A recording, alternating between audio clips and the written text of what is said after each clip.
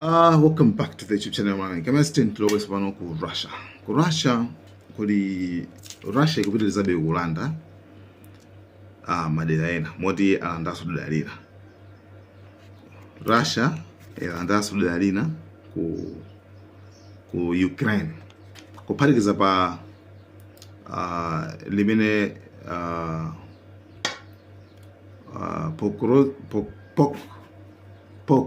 Rons zina swande tawaso koma kuphatikiza bado limene linali kubambi limene linali lomaliza lija limene jalimaliza nde alangaso lina limene kuchedwa Vovhansk yali limene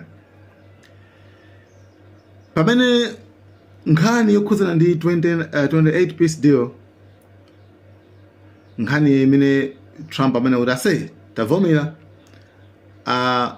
Zelensky akuoneka zoti zinazo kuti yes fine opa nkhani ya malo akukana ati malo account ayi malo amene Russia inalanda kuti ayi so pali nkhani pamenepo okay pamene akuchedwa kuvomera pamene so malo ambiri sakutanso akulandidwa ndiye pano pakuli winter ndekuti kuzizira kwambiri zimavuta kwambiri kuteri plus magesiso anaphwasulira asilikali amba kuthawa frontline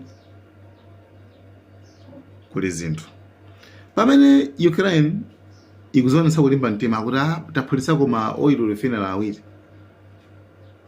mkhokwe za mafuta ziwiri koma nonkhani ndione kuti inu simuli ku Russia inu mungu tumiza mabomba koma Russia ali kwanu and akutenga malo and malo ambiri atengedwa ku Russia.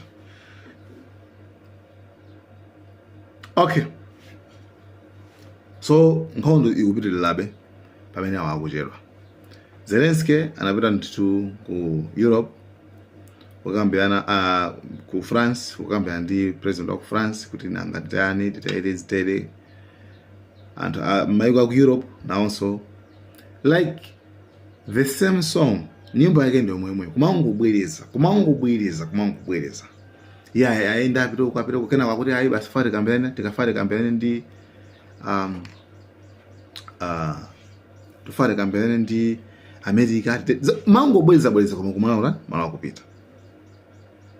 We don't know situkudziwa kuti kumapeto kwake chingatsala nomjani. We don't know situkudziwa.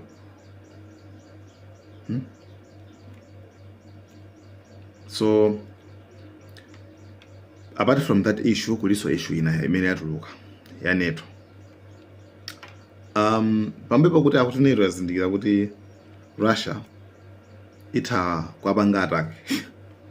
NATO ati ifuna yambe ndiyo kupanga attack Russia ndi akuona kuti achita akukambirana kaye kuti ma measurement akhale otani koma kuti afuna ayipange attack Russia.